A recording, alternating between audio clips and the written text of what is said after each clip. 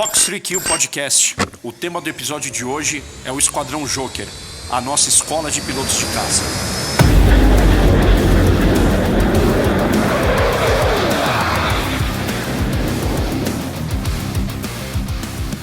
Fala pessoal, no ar mais um episódio de Fox 3Q Podcast, um programa que tem patrocínio master da Saab, que é a fornecedora dos caças F-39 Gripen para a Força Aérea Brasileira e que tem apoio da revista Tecnologia e Defesa e do Esquadrão de Combate, aquela grife de aviação militar para quem é entusiasta. Tem boné, tem chaveiro, tem camiseta, moletom, vale muito a pena conferir.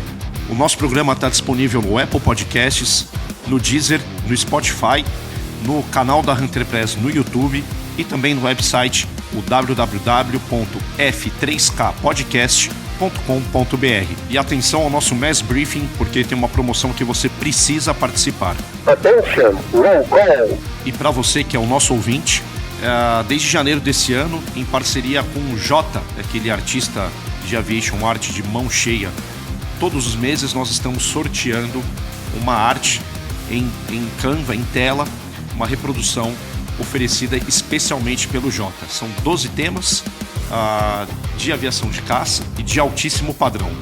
Qualidade para você ter na sua sala, no seu escritório. São artes maravilhosas. Para participar é bem fácil. Entra lá no nosso Instagram, @HunterPressCom. Dá uma olhada no primeiro vídeo que está fixado na nossa timeline. E lá você tem todas as regras para participar desse sorteio. Attention, roll call. E vamos ao nosso entrevistado de hoje, Tenente Coronel Aviador Primo, comandante do 2º Esquadrão do 5º Grupo de Aviação, o Esquadrão Joker, que foi tema de um belíssimo documentário produzido por nós. Ali em final de janeiro de 2022 foi o lançamento no YouTube. Muita gente ainda assiste, comenta até os dias de hoje, e muitos comentários que nós tivemos, inclusive ali no próprio documentário no YouTube, foi a motivação de muitos jovens que, ao assistir esse projeto, se sentiram mais entusiasmados a tentar uma carreira na Força Aérea Brasileira. Então isso nos enche de orgulho, poder incentivar, fomentar a aviação de caça nas novas gerações.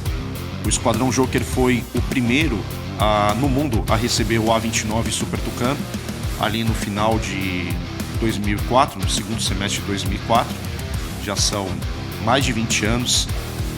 Eles tiveram o pioneirismo de implantar essa nova aeronave, que foi um divisor de águas em relação ao que a FAB tinha como Chavante, um avião ali cujo projeto era da década de 50 e que serviu por muitas décadas na formação de excelentes pilotos de caça na Força Aérea, mas que com a chegada do novo milênio, com as novas tecnologias que já permeavam esse novo século, o Chavante já não conseguia entregar todo aquele rol de capacidades que eram exigidas do piloto de caça no cenário moderno do campo de batalha. Força, raça, doutrina e tradição é o lema desse esquadrão, e com o Tenente Coronel Aviador Primo hoje, nós vamos conversar bastante sobre o que é o Super Tucano, o que é a missão do esquadrão e quais são todas essas etapas na formação do piloto de caça. O Tenente Coronel Aviador Primo, ele tem aproximadamente 3.000 horas na aviação de caça. Se formou no Joker, foi da segunda turma a se formar no Joker, no Super Tucano, em 2006. A partir de lá, ele seguiu para o 3º Esquadrão, do 3º Grupo de Aviação, Esquadrão Flecha, em Campo Grande.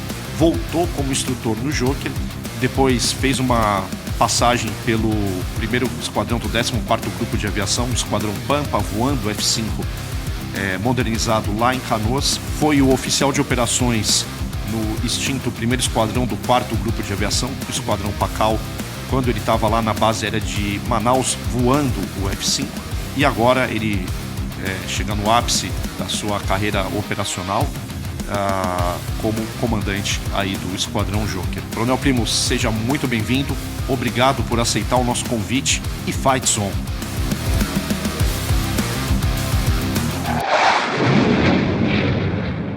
João Paulo, eu que agradeço a oportunidade de participar do teu podcast aí e brindar os nossos ouvintes aí com algumas histórias, né?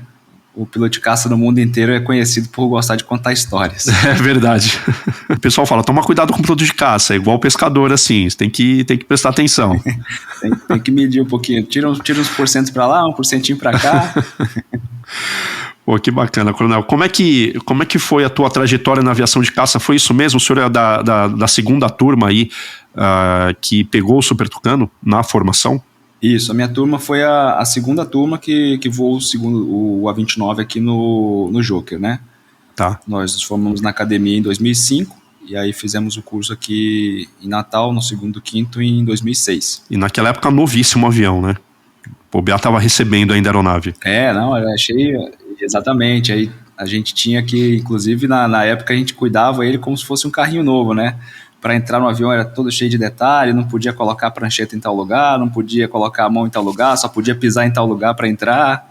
Todo mundo com bastante cuidado, zelo, né? Porque era um produto novo e todo mundo estava gostando da experiência, né? Não, e precisa mesmo, né? Assim, até ganhar aquele traquejo dia a dia, né? A se acostumar com a aeronave, eu acho que isso faz parte do processo. Aquelas plaquinhas indicativas do painel, tava tudo novo, as marcações de bússola magnética, né? As referências de bússola digital com a magnética, tinha uma plaquinha, então tava tudo novinho, tudo zerado. A gente vai passando por um serviço de manutenção, eventualmente uma outra plaquinha precisa ser substituída e não fica tão novinha, né? A não ser quando ele passa pela inspeção maior, em que ele vai para o parque, aí realmente ele volta também novo.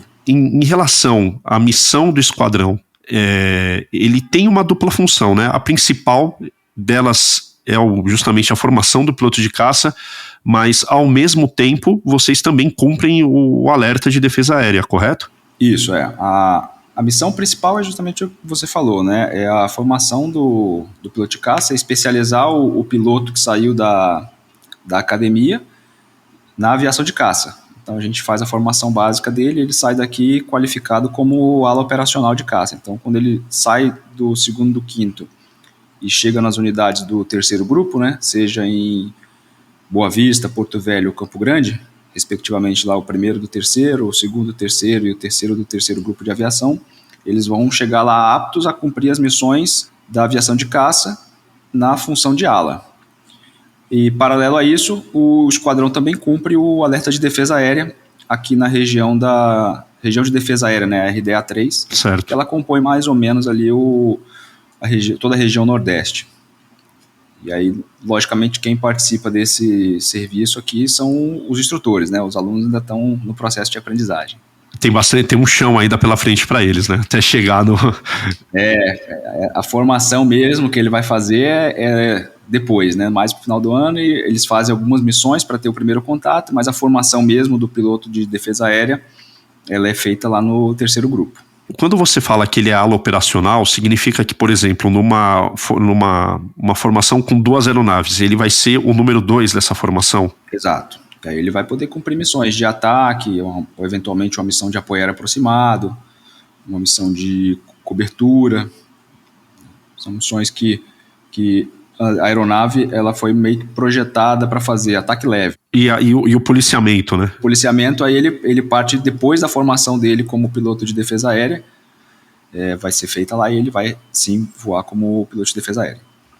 Na parte principalmente, né, voltado mais para a parte de medidas de policiamento do espaço aéreo. Que é muito protocolar, né? Para você chegar, a gente falou bastante disso aí no episódio 29 com o Tenente Coronel Vilela, que aliás, vocês são da mesma turma, né? Inclusive. Isso, exatamente.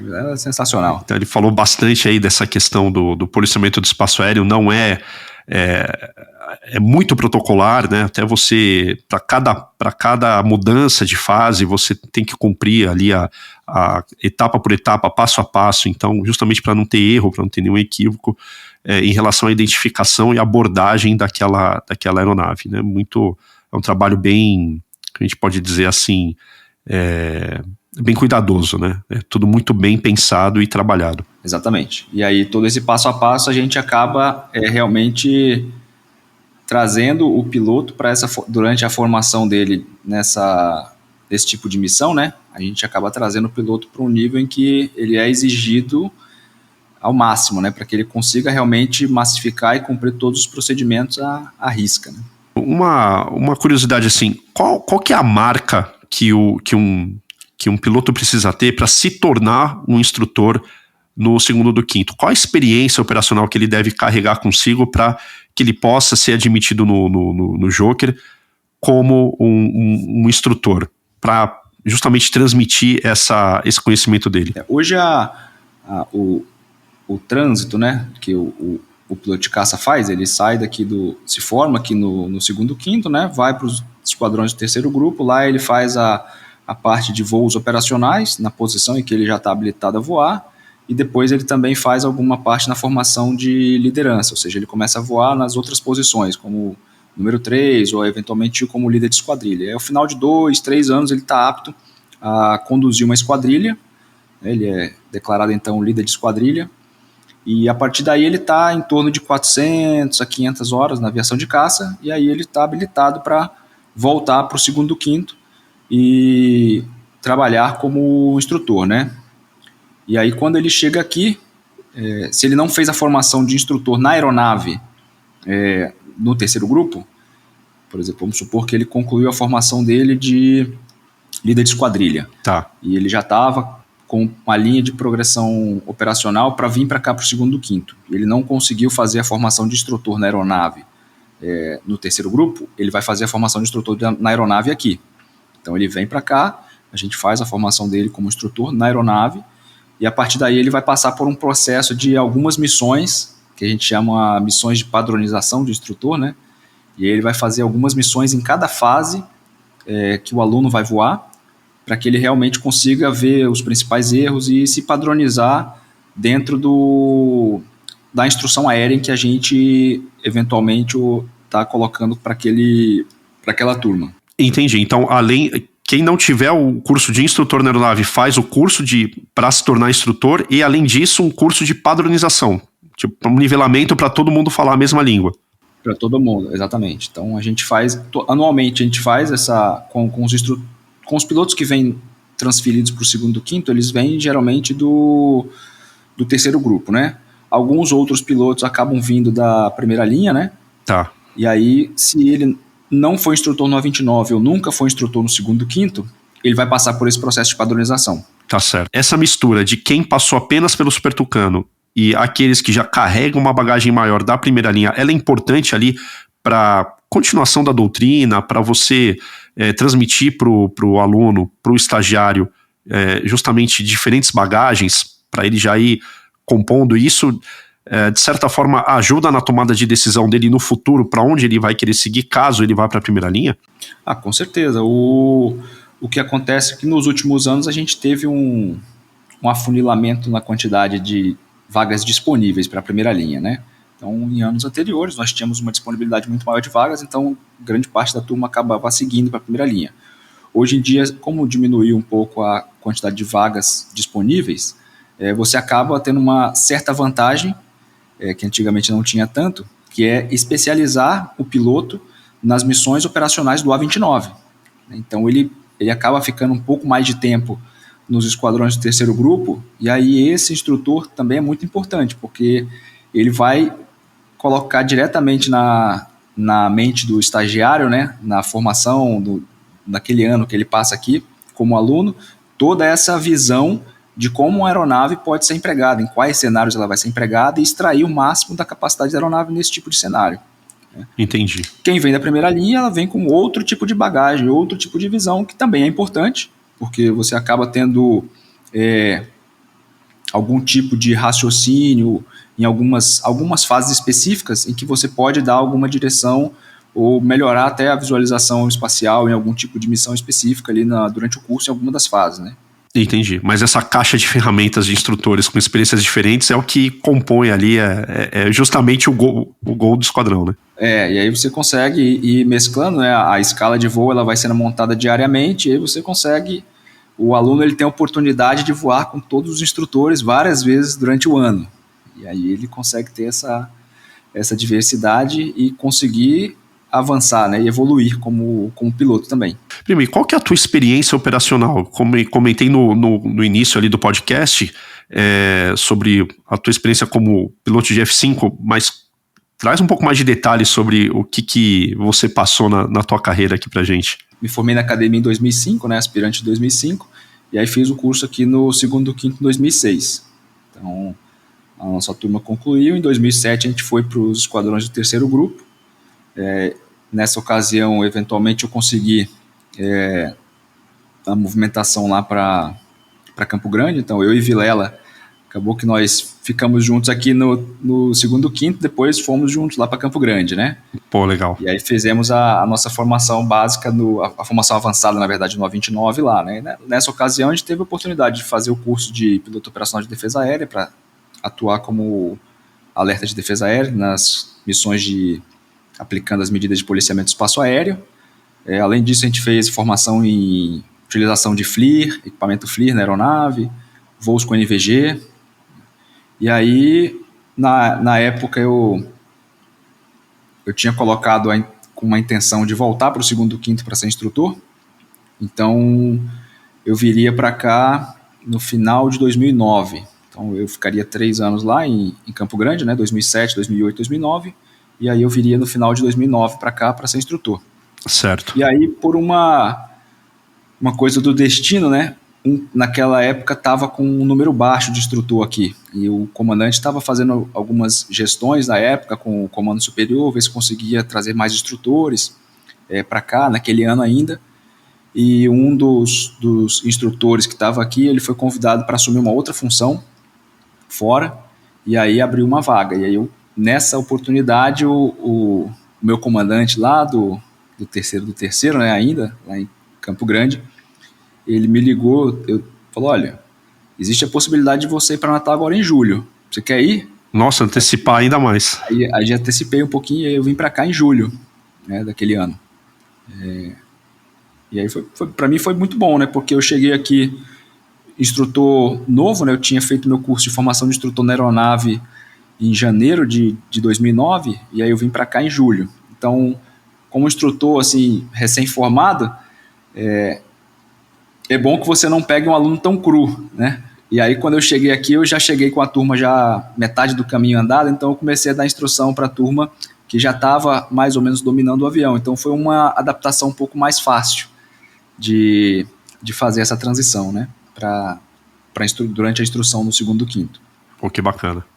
Aí, nessa ocasião, eu fiquei de 2009 até 2013, né? Eu fiquei quase 5 anos aqui, foram 4 anos e meio dando instrução aqui no segundo quinto. E aí, a partir daí, eu fui para o Pampa, lá para o primeiro do 14º Grupo de Aviação, para voar o F5. Né? Eu fiquei aqui nos últimos 2 anos que eu estava aqui, eu fiquei naquela de tentar ir voar o Mirage, né? Estava abrindo poucas vagas naquela época para voar o Mirage, e aí fiquei na expectativa de conseguir uma vaga, e Deus achou melhor me direcionar para outro caminho, né? E aí eu acabei indo lá para o Pampa. 2012 foi o último ano que recebeu aluno lá no Mirage, né? Ele voou até 2013, mas em 2013 não teve nenhuma formação de aluno. Ele só voou quem já era piloto mesmo, do esquadrão lá, o GDA. E aí foi nessa ocasião em que eu não fui para lá, e aí fui pro Pampa, e graças a Deus fui muito feliz lá. Deus sabe de tudo, né? Na verdade a gente tenta direcionar os caminhos, aí quando você vê, poxa, não é por aí, é por esse outro lado, e aí ele te coloca em outra direção, e as coisas acontecem de forma fenomenal. De qualquer forma, você iria voar o F5, né? O Mirage e o F5, porque a não ser que, não sei, né? Ficasse só 2 anos e depois mudasse Sim. ali de esquadrão, enfim. Mas o GDA também acabou pegando temporariamente ali. Foi uma transição, né? Pro F5, aí depois efetivou, né? E aí eu fiquei 6 anos lá, né? Continuando aqui a progressão, né? Então fiquei 6 anos lá no Pampa. Os meus filhos nasceram lá, então os 3 nasceram lá em Porto Alegre. Olha só. E aí fui muito feliz lá, graças a Deus. Deus me abençoou bastante no período em que estive lá. E aí eu já estava assim, eu tô no 6º ano, eu acho que daqui a única trajetória é parar de voar, né? Talvez eu vá para Brasília, eu vá para algum outro lugar. E aí eu tive uma grata satisfação de receber um convite para ser operações lá do PACAL, em Manaus. Caramba, que legal. Pô, que bacana. E aí, nesse meio do caminho, eu converso com a esposa, vai para lá, vai para cá, e aí nós fomos para Manaus, ficamos 2 anos lá, 2020, 2021. Foram 2 anos bem corridos, né? Porque foi justamente os 2 anos da pandemia, 2020, 2021. A gente teve que viajar bastante durante esse período para cumprir missões fora de sede, voando o F-5. Certo. E aí foi bem corrido, né? Porque teve toda aquela questão de suspensão de aulas, aí com as três crianças, a mulher fica com as 3 crianças em casa, e vai e vem, e foi realmente bem um período um pouco mais atarefado. É que a pandemia não estava no calendário, né? Era só, né? Só que é uma tarefa difícil de operações, mas além disso juntou a pandemia, isso aí não estava previsto. Mas novamente Deus olhou por nós e deu tudo certo, né? E aí ali ficamos os 2 anos, infelizmente no final do 2º ano lá ocorreu a desativação do PACAL, em dezembro de 2021. É verdade. E aí acabou que eu vim movimentado aqui para a base aérea de Natal, né? E aí nessa movimentação para a base aérea de Natal, eu tive a oportunidade de servir 2 anos no GIT, o Grupo de Instrução Tática Especializada, né? É uma unidade do Comprep em que ela é responsável por gerenciar vários cursos, né? Teóricos, cursos operacionais, e aí foi uma experiência muito boa ali que eu tive no GIT, os 2 anos. E aí, poxa, eu estava aqui e, para maior surpresa ainda, né, ano passado fui indicado para assumir o comando esse ano aqui no 2º Quinto. Para mim, especificamente, para a família, foi muito bom, né, porque os meus pais, eles moram aqui em Natal desde 1997. Ah, olha só, que bom. A minha esposa é daqui também, e aí, poxa, Deus conseguiu colocar tudo no lugar, encaixadinho. É bom que as crianças conseguem aproveitar os avós, aproveitar um pouquinho os primos também, né? Como eles nasceram e praticamente cresceram em Canoas, em Manaus, não tiveram muito esse contato, só durante as férias. Primo, e qual que é a dotação do esquadrão hoje em relação a instrutores?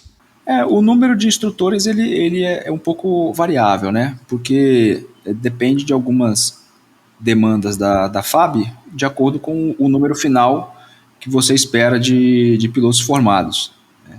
Então, já teve época aqui de ter 20 instrutores, já teve época aqui de ter quase 30 instrutores. Então, esse número varia um pouco. Hoje ele está variando ali anualmente entre 25, aí chega 25, 26, acaba variando um pouquinho dependendo do número de alunos, que também é variável, né? Eu cheguei aqui, teve ano que, naquela minha primeira passagem, né, como instrutor, teve ano que passou aqui 35 estagiários, né, que chegaram da academia, 35 estagiários. Certo. Os aspirantes, né, para formar, e aí você requer um número um pouquinho maior de instrutores, justamente pelo tipo de missão. A gente começa voando as missões básicas em que é um aluno com instrutor, né, mas depois que a gente começa a evoluir nas fases, você acaba tendo que decolar com 2 aeronaves, então praticamente são 2 instrutores para um aluno, porque uma aeronave vai de suporte, né, e aí o outro que fica na nacelle com o aluno, então são basicamente 2 instrutores para um aluno só. Esse que fica com suporte, qual que é a missão dele? Então, aí dependendo da fase que está voando, ele vai voar como suporte para aquela missão. Então, se ele está voando numa missão de stand, por exemplo, em que o aluno está indo para fazer emprego de armamento, né, simulado ou real, como ele está sendo treinado para voar na posição de ala, ele precisa de uma aeronave liderando ele. Ah, entendi. Então, essa aeronave de suporte é o líder. E aí ele vai fazendo as missões, as manobras e tudo, e ele tem que ir na posição de ala para conseguir cumprir as missões, né? A missão de combate. Então esse suporte, ele trabalha como alvo, né? Quando o aluno está trabalhando treinando como um caça engajado na posição ofensiva. Quando ele está trabalhando na posição engajada, na posição defensiva, e aí o suporte, então ele vai trabalhar como se fosse o atacante, né? Para fazer as manobras e o aluno conseguir treinar as manobras defensivas. Entendi. Ah, interessante. Eu não tinha essa visão. Interessantíssimo mesmo. Cada fase a gente tem alguns objetivos, né, para cada tipo de missão. E aí as primeiras, que é a adaptação básica no avião, que é basicamente o que ele vai aprender a decolar, pousar, fazer algumas evoluções Na aeronave é a parte básica, né? Então é um instrutor, uma aeronave só, um instrutor e o aluno. Isso aí, em 7 voos ele está fazendo voo solo. Falando em fases, etapas, o voo solo provavelmente deve ser a mais aguardada, a primeira mais aguardada do aluno. É o primeiro degrau, né? Então ele sai da academia, ele chega aqui, ele tem que passar por esse primeiro degrau, que é fazer o voo solo na aeronave. Ou seja, ele está adaptado na aeronave para fazer a parte básica, adaptação diurna, que a gente chama, né? Então ele está adaptado a voar de forma isolada, ou seja, ele decola e pousa sozinho a aeronave e faz o primeiro voo solo. E a partir daí ele começa a fazer os voos em formação, né? 2 aeronaves, 4 aeronaves. Como é que é dividido, assim, nas maiores etapas, assim, o ano de instrução desse aluno? Então ele chega, faz a adaptação, e como é que é essa progressão depois? De forma macro, a gente tem 2 grandes módulos aqui no curso, né? Então ele tem o módulo básico e o módulo avançado. Certo. Então o módulo básico, ele vai fazer as missões como seria missões bem semelhantes ao que ele já fez na academia. Ou seja, ele está se adaptando a uma nova plataforma, a aeronave, né? Então ele vai fazer uma adaptação diurna, vai fazer adaptação noturna, vai fazer alguns voos de formatura básica para voar mais próximo, né? Vai fazer voo por instrumento para se adaptar à parte de voo por instrumento, em condição de voo por instrumento, né? Na aeronave. E aí ele, mesmo no módulo básico ainda, ele já começa a ter algumas coisas novas. Então aqui ele vai ter uma parte de formatura operacional, em que as aeronaves estão um pouquinho mais afastadas, e são formaturas táticas, né, que são usadas para fazer as demais missões, né, ou seja, uma linha de frente, uma formatura um pouco mais flechada, que a gente chama, né, o edge, que ele vai com uma aeronave na frente, outra um pouco mais aberta atrás, cobertura. Então a gente vai fazendo esse tipo de missão ainda no módulo básico. Entendi. Ele revisita também uma missão que ele fez na academia ali de forma um pouquinho mais inicial, que é uma navegação por contato, né? Navegação a baixa altura, uma navegação por contato. É uma navegação visual em que ele vai olhando o mapa e vendo as referências no terreno e tem um tempo para passar em determinada rota, né? Mapa relógio terreno, vai fazendo. Isso, ele vai fazendo esse tipo de navegação. E aqui ele também ainda faz parte do módulo básico, ele cumpre mais um pacotinho de missões nesse tipo de missão, mais um pacotinho de voos, né, nesse tipo de missão, que é a navegação a baixa altura, para ele ir conseguindo ganhar experiência até chegar lá na frente e conseguir fazer as últimas missões das fases, né. E aí existe uma transição desse módulo básico para o módulo avançado, então conforme ele vai concluindo as missões do módulo básico, a gente faz uma reunião aqui com os instrutores mais experientes, né? E aí para fazer uma crítica geral de como foi a evolução dele durante esse processo. E aí para ele prosseguir ou não para o módulo avançado, né?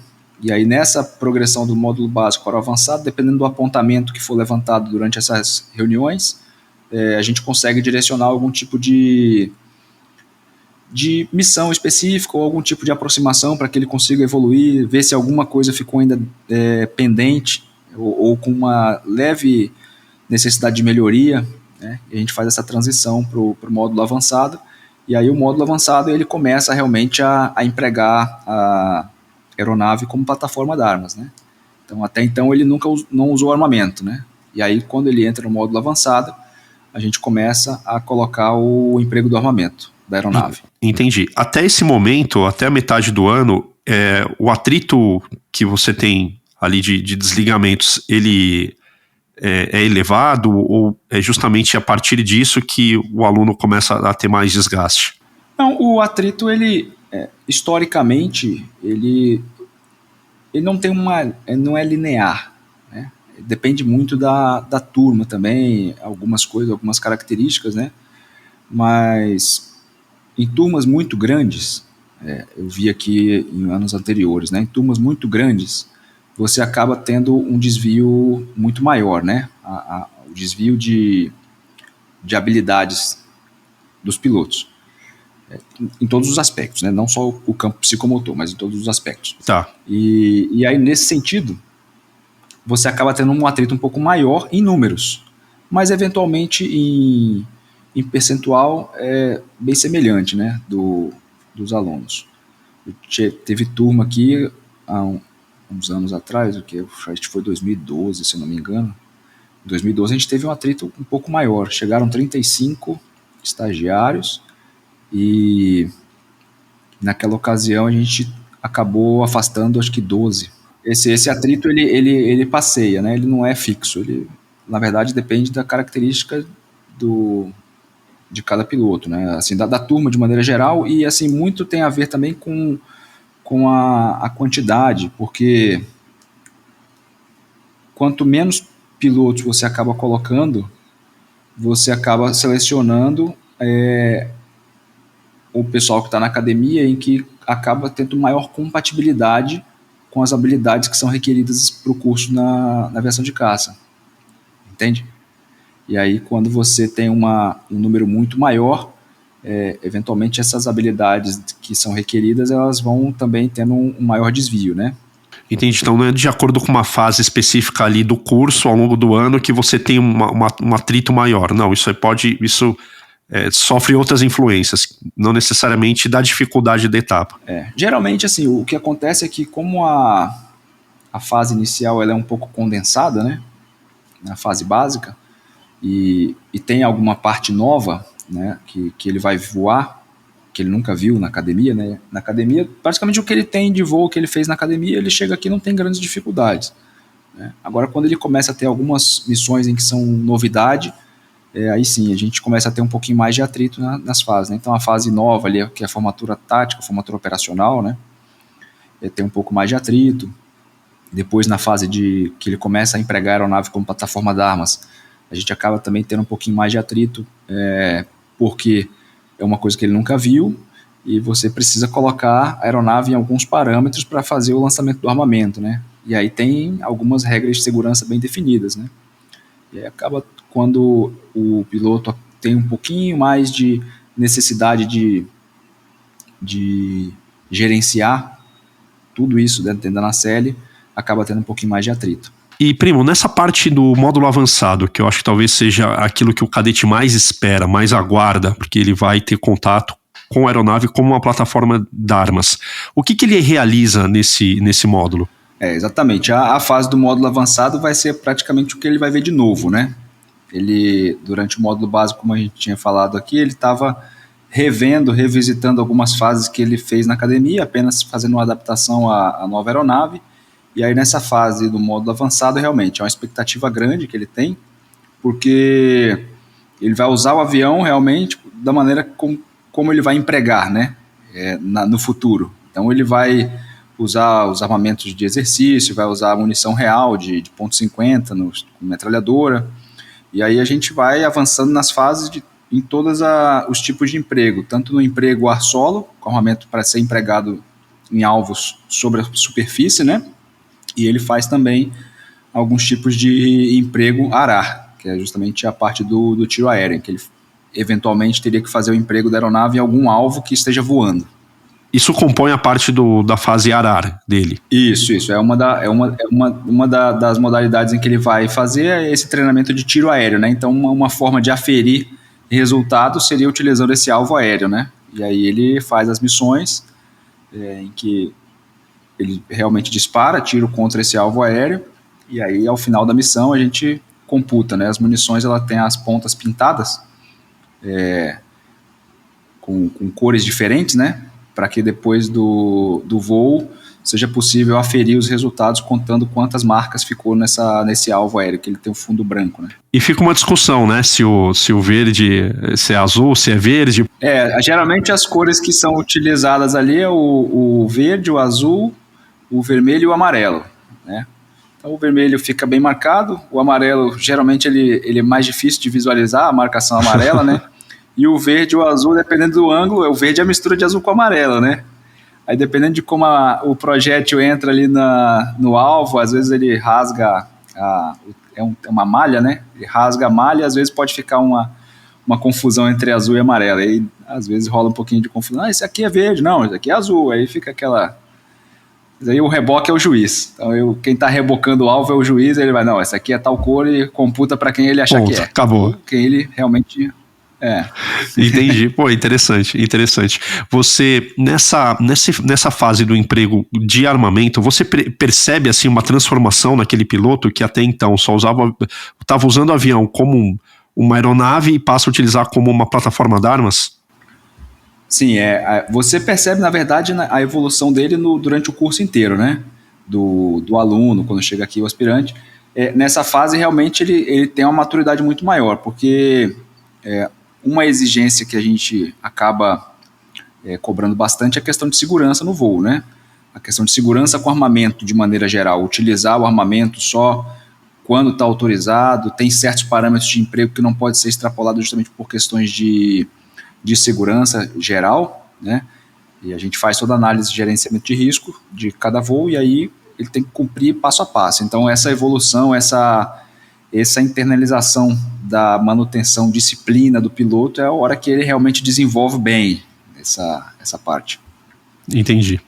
Pô, que interessante. E aí, o leque de armamentos que ele vai empregar é exatamente aquilo que ele vai ter contato depois nos esquadrões do terceiro, em Boa Vista, Porto Velho e em Campo Grande. Exatamente a mesma coisa, não muda nada. Não, aqui é uma introdução justamente com os armamentos que a gente tem disponível na aeronave, né, para utilizar. Eventualmente um ou outro foguete é diferente, porque o lançador de foguete a gente pode usar tanto o casulo com 7 foguetes, que é um foguete um pouco mais calibroso, né? Ou um outro casulo que vão 19, que é um foguete um pouco mais fino. Então, cada ano a gente tem uma disponibilidade de armamento, então nem sempre usa um foguete de um tipo, às vezes usa um foguete de outro tipo, mas é o lançamento de foguetes, né? A ideia principal do foguete é uma saturação diária, né? O lançamento é para esse tipo de emprego no solo. Ponto 50 é o que ele vai usar no emprego da aeronave, via de regra, tanto na parte de emprego ar-solo quanto no emprego ar-ar. É o que já vem o default da aeronave, né? As duas metralhadoras, ponto 50 em cada asa. E tem os armamentos, as bombas de exercício, né? Então, tem a BEX-11 e a BDU-33, elas não são iguais, mas são semelhantes, né? Desempenho bem semelhante, uma é importada e outra é nacional. E no final do ano, o coroamento do final do curso, né, eles fazem o lançamento de uma bomba real, realmente, de emprego, uma bomba de fins gerais, né, um emprego real de armamento, com explosivo, com carga realmente, então ele tem realmente a visualização de uma bomba explodindo num alvo tático. Tá, entendi. E isso que eu ia falar, toda essa parte do emprego da metralhadora no ar solo, do foguete, da bomba, é justamente para ele ter essa percepção de como aquilo vai... como aquilo reage, como aquele armamento ele reage quando atinge o alvo, né? Tanto a metralhadora e principalmente ali o foguete, quando você mencionou ali a saturação diária, né? Para ele ter talvez essa percepção. O treinamento, como o próprio nome diz, né, é um treinamento. Então, os alvos, eles são um stand de aviação, ele é projetado inicialmente para essa fase de treinamento, para não ter um alvo em que tem uma reação. Então, os alvos são estáticos no solo. Então, por exemplo, para o tiro aéreo, ele vai ter um alvo lá que é basicamente um pedaço de pano que está no solo e a partir daí, ele com o ângulo que ele vai fazer o emprego, ele consegue visualizar o alvo, né? A gente nunca consegue fazer... Na verdade, nunca consegue, é muito forte, né? Mas a gente não utiliza rotineiramente nesse tipo de treinamento básico os alvos realmente reais, porque existem as reações, né, do alvo. Então, por exemplo, você vê filmes antigos ou até os filmes mais modernos de filmagens de conflitos, né, em que quando acontece o emprego de um armamento real impactando num alvo real, a reação é grande, né? Então, pegar uns vídeos antigos da Segunda Guerra, lá do primeiro grupo de aviação de caça, em que ele fazia emprego em vagão de trem, transportando munição. Quando explodia, subia aquele negócio. É violento, no treinamento no dia a dia, no dia a dia do treinamento é inviável, né? Fazer um treinamento que você está adestrando um piloto. Então, a gente faz o treinamento nas CNTPs, num ambiente bem controlado, né? Certo. Não tem grandes reações de alvo. E... principalmente aqui no segundo quinto, que é a formação dele, a formação básica, né, como piloto de caça. Não, exatamente. E, Primo, como é que, além do voo em si, vocês também têm 2 tipos de simuladores? A gente percebeu isso até na produção do documentário. Um é aquele que chegou com a aeronave que os pilotos treinam, se eu não me engano, principalmente procedimentos normais e procedimentos de emergência. Não sei se eles chegam a refazer, né, fazer a missão previamente antes do voo real. Não sei como é que é isso no esquadrão, mas também um outro com óculos de realidade virtual, em que nós percebemos ali no âmbito do documentário que tinha um emprego mais tático, digamos assim. Como é que é o uso do simulador aí para vocês hoje? Isso, é mais ou menos exatamente isso aí que você falou mesmo. O simulador da aeronave, que é o treinador, né, que ele foi adquirido juntamente com a aeronave, né, ele faz a parte de treinamento de procedimentos normais, toda a parte de procedimentos normais dentro da nacelle. A utilização dele é muito boa porque é a nacelle real. Então o piloto, quando ele senta lá, é como se ele estivesse entrando na aeronave, com as telas na frente, né? Mas dentro o cockpit é como se ele estivesse realmente na aeronave. Todos os itens lá são exatamente iguais o que ele vai ter na aeronave. Certo. Então todos os procedimentos que ele faz ali é exatamente o que ele vai fazer na aeronave. Então ele é excepcional para esse tipo de treinamento de procedimentos normais, ou seja, checklist, e a parte de emergência. Então a gente tem vários treinamentos também na parte de simulação de emergências, né?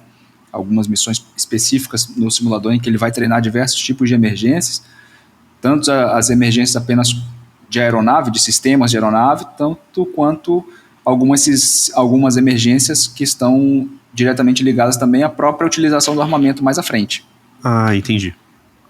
E aí, nesse rol de missões que ele faz no simulador, ele também treina as missões de praticamente todas as fases que a gente faz, né? Então ele vai treinar a parte de adaptação básica, os procedimentos de tráfegos visuais, a parte de tráfegos por instrumento, toda a parte de voo por instrumento ele faz também nesse simulador. Os próprios procedimentos durante o emprego que ele vai fazer nas modalidades, né, de emprego ar solo, a gente tem algumas missões que ele tem que fazer no simulador antes de ir para a aeronave também. Então ele consegue ver toda a simbologia do head-up display que ele vai ver, todas as ligações que ele tem que fazer dos armamentos na hora que vai fazer o emprego da aeronave. Ele faz isso no simulador antes. Então ele consegue ter uma consciência situacional muito boa e já massificar os procedimentos, para quando chegar na aeronave, né, não ter aquele choque de novidade. Para estar na massa do sangue, né, para ele reagir. Isso, ele já fica basicamente com todos os procedimentos massificados. E aí quando ele chega no voo real, ele tem que se preocupar com outras coisas, né? Talvez uma visualização em profundidade, em 3D, que o simulador não dá muito bem. Ele está ali, as forças que estão acontecendo externamente, vento, a própria carga G, que no simulador não tem como simular, né?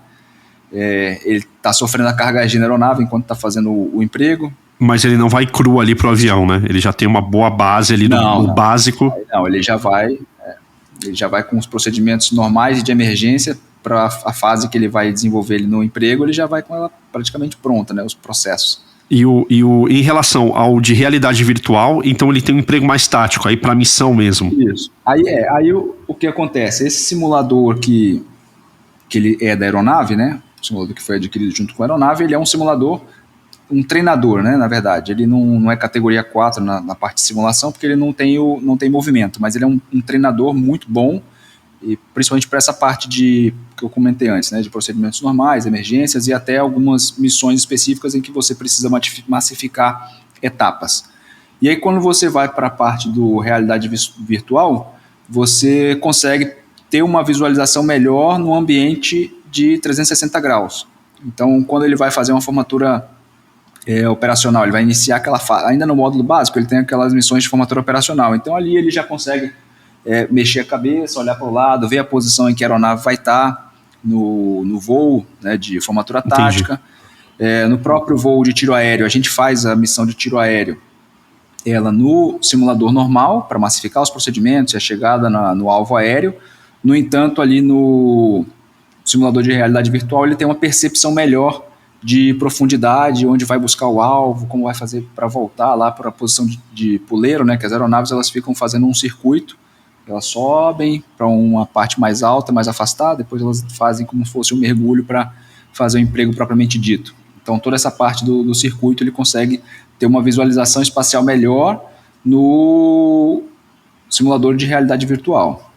Entendi. Não, é muito, muito, muito bacana. Até porque aquela visão que você falou, né, de ele virar a cabeça, olhar para trás, buscar esses elementos estão fora ali da cabine. Porque no treinador sintético, ali o treinador da aeronave são os painéis, são as telas à frente dele, né?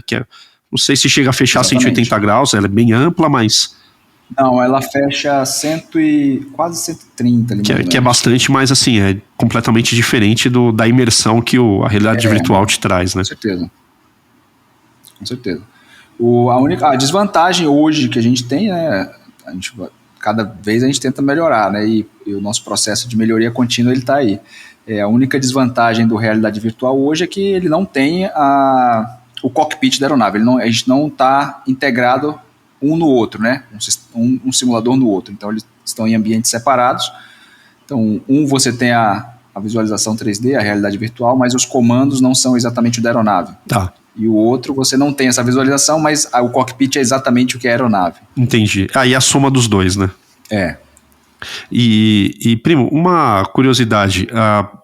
Não é incomum o esquadrão receber pilotos de nações amigas, né? Para fazer o treinamento de piloto de caça. Isso reforça a importância do Joker, até na qualidade, no reconhecimento internacional que ele possui, como uma escola de formação de piloto de caça de excelência? Olha, não é incomum. A gente tem na história do esquadrão, né, que ele começou a fazer a formação do piloto de caça. Eu fui até esses dias, eu estava revisando alguns materiais aqui, a parte histórica. Tivemos 20 pilotos de nações estrangeiras que fizeram o curso aqui com a gente, né? Inclusive numa das primeiras turmas, lá quando o esquadrão foi criado, ainda na década de 50, já teve um piloto português que veio fazer o curso. Naquela Bacana. Época, né? O ano passado nós tivemos aqui a presença de uma piloto paraguaia, em 2023.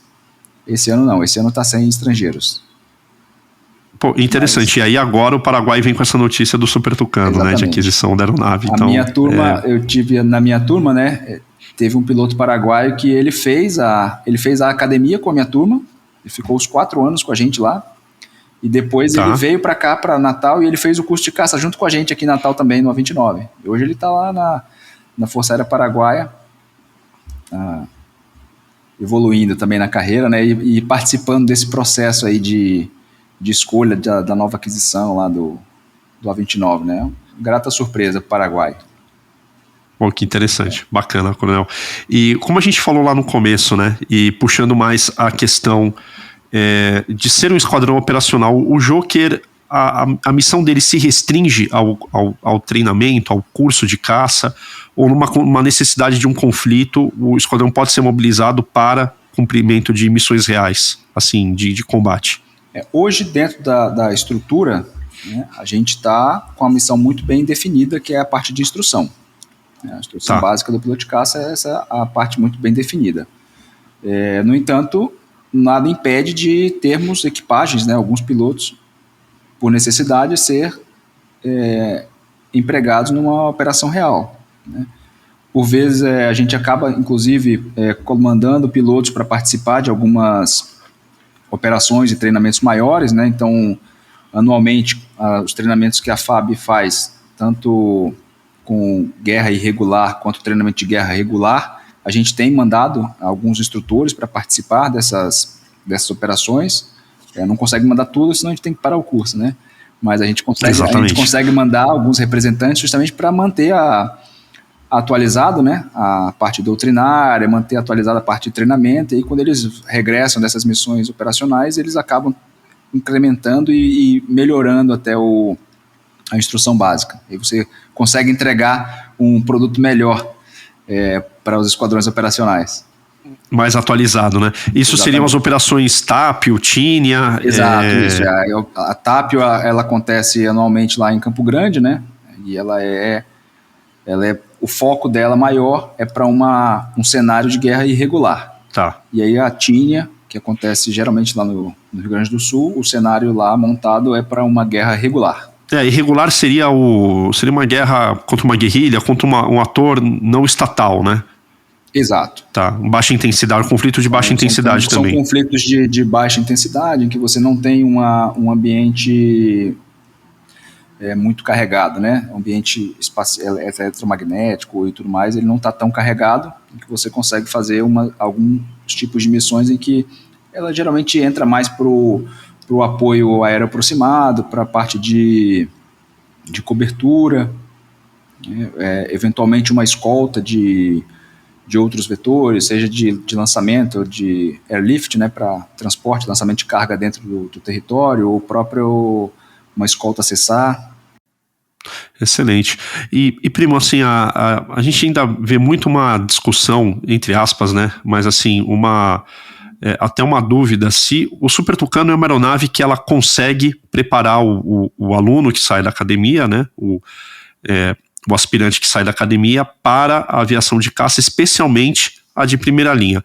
Nós já tratamos isso algumas vezes aqui no podcast, né, de exemplos como o seu, de que saiu ali do Super Tucano do Joker, foi para o terceiro grupo de aviação, continuou ganhando experiência e posteriormente foi para a primeira linha.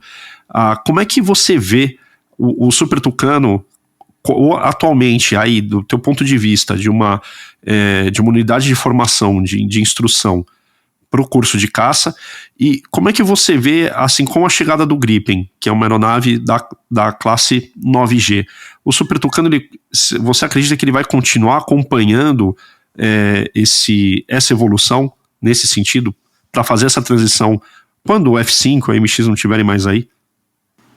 Olha, eu acredito que sim, porque hoje, com a modernização dos sistemas, né, dos sistemas nas aeronaves, o próprio gerenciamento de tudo da aeronave, você acaba tendo que fazer um peso entre, não é mais só o que era antigamente, não, o piloto tem que ser excepcional no psicomotor e ele vai só voar. Tá. Hoje em dia ele tem que balancear, ele tem que ter um psicomotor que tem um mínimo necessário, né, para que ele realmente consiga utilizar a aeronave na sua capacidade máxima de manobra. Certo. No entanto, é interessante que ele também consiga desenvolver habilidades de gerenciamento dos sistemas que estão embarcados na aeronave. E é isso aí, o A29 consegue prover esse piloto e essa evolução de forma, eu digo, satisfatória e bem satisfatória, muito bem. Ele consegue suprir bem o piloto, né? Você perguntou do Gripen, né? Eu nunca voei o Gripen, mas a adaptação do piloto para o F5 modernizado e para o A1 modernizado, ela é uma adaptação apenas basicamente a perfil de voo da aeronave, né? Características de voo de aeronave, a jato, que muda bastante algumas características de voo, mas a ambientação na nacelle e os sistemas de maneira geral, o piloto já está quase que ambientado, porque as nacelles são muito parecidas, né? Então você entra no A29, ela está com dois CMFDs, um de cada lado, o head-up display. Você entra no F5, ao invés de dois, tem três telas e mais o head-up display.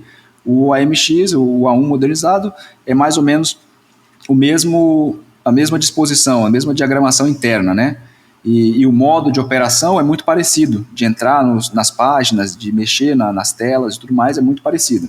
Então essa adaptação de utilização dos sistemas, ela acaba sendo uma adaptação relativamente fácil. Tá, ele já chega pronto assim para isso, né? Praticamente, ele vai se adaptar ali como acionar uma aeronave, a reação ali, a questão de velocidade para o pouso, velocidade de decolagem, e claro, né, no caso do F5, operação do radar, combate BVR, que é o que você falou, né, aí no Joker é o curso básico, ali ele vai progredindo na carreira e vai ganhando essas experiências, né. Eu não digo nem só no F5 o combate BVR, se você for hoje, né, o A1 também, empregar as bombas de guiamento laser, empregar os sensores que ele utiliza para reconhecimento e tudo mais, são várias etapas que ele vai precisar passar, mas aquela adaptação inicial para operação de sistema, gerenciamento de sistemas dentro da nacelle, ele já começa a desenvolver bem no A29, né? E a adaptação à velocidade, à característica de voo do jato, ele vai logicamente conseguir acompanhar, né? Porque uma das coisas que a gente acaba iniciando no processo aqui de formação no segundo quinto é que a gente busca um piloto em que ele tem uma curva de aprendizagem com uma razão um pouco maior. Tá.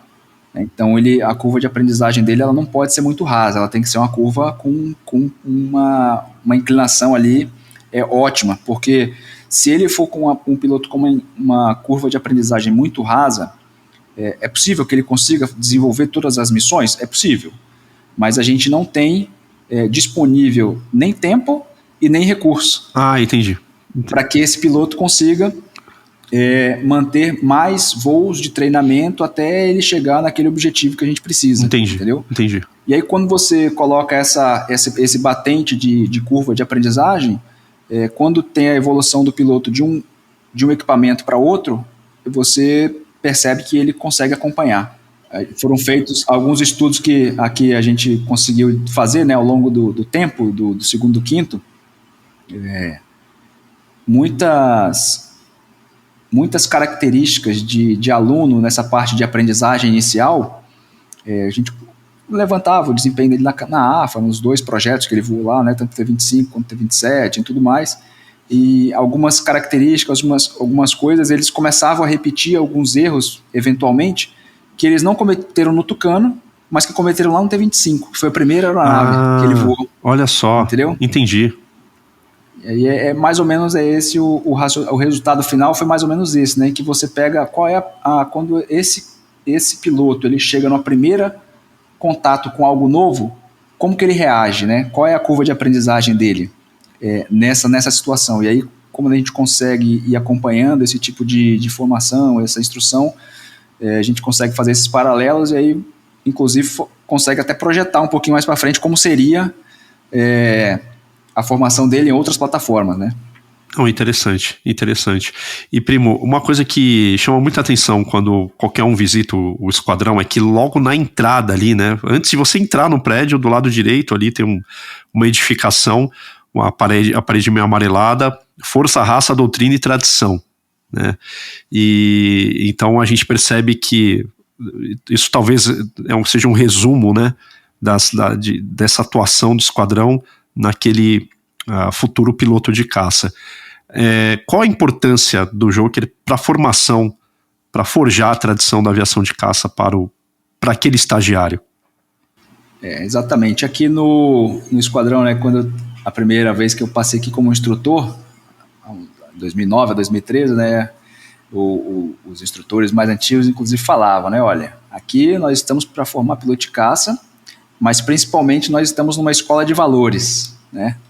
E é justamente, o grito de guerra do esquadrão, é força, raça, doutrina e tradição, né? Então realmente a gente tem que colocar os valores principais no piloto, né?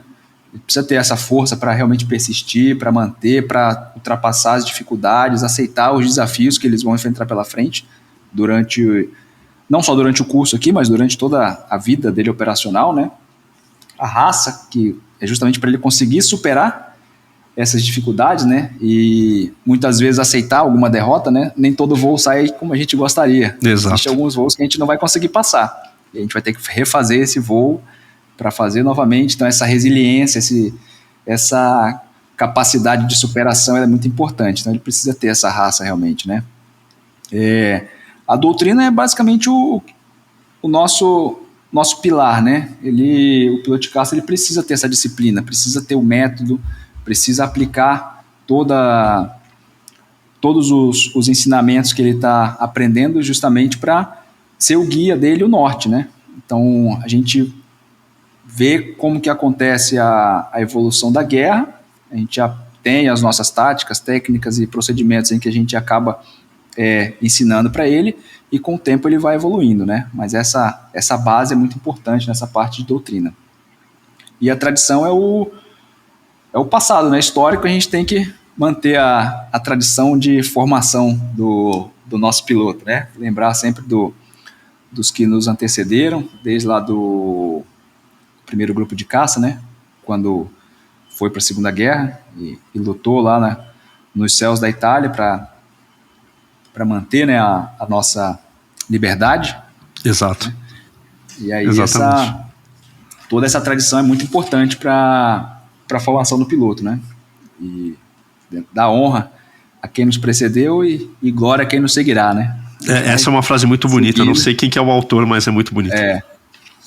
O próprio Nero Moura, né, quando ele chegou lá na Itália, quando ele estava conversando com os pilotos, ele lembra que ele falou justamente uma frase muito parecida também, né? Mas ele chegou lá e falou: a gente vai enfrentar esse desafio, a gente tem que ter força, tem que ter ânimo, mas o principal é que a gente tem que manter intacto, que é o tesouro jamais violado, né? Aqui do nosso soldado, que é a honra do soldado brasileiro, né? Ele falou: nós faremos, custe o que custar, manteremos essa honra do soldado brasileiro de não ser violado, né? E essas tradições fazem parte, é importante que a gente já desde agora consiga colocar no dia a dia do piloto, né? Pô, Coronel, obrigado pelo papo, foi muito bom, e nossas portas e microfones estarão sempre abertos aí para a Força Aérea, para o Joker. Tenho aí o orgulho, a honra de ser o Joker honorário número 13, e sempre que eu for aí eu vou ver a plaquinha ali na parede. Nós não fazemos as coisas visando esse tipo de reconhecimento, né? Mas quando chega algo assim é muito bom. É um termômetro que a gente está deixando alguma coisa, algum legado para quem está vindo aí para as gerações, né, mais novas irem conhecendo, se aprofundando, se interessando por aviação. E eu te agradeço porque essa entrevista contigo com certeza vai manter a chama acesa de muita gente que tem esse objetivo de Força Aérea e quem sabe despertar outras vocações. Eu que agradeço a oportunidade de poder falar, né? Não eu como eu primo, mas a unidade, né? Ter essa oportunidade de ter o espaço aberto aí no teu canal. Parabéns pelo trabalho aí. Eu assisti também o documentário, excelente. Obrigado pela oportunidade. As portas estão sempre abertas. Quando precisar fazer uma visita aí, não hesite. Pode deixar. Primo, muito obrigado mais uma vez pelo teu tempo aí, pela tua disponibilidade, bons voos, que eu sei que aí a rotina é puxadíssima, não é fácil, mas sucesso sempre para vocês aí. Tá ótimo, muito obrigado, viu? Um abraço.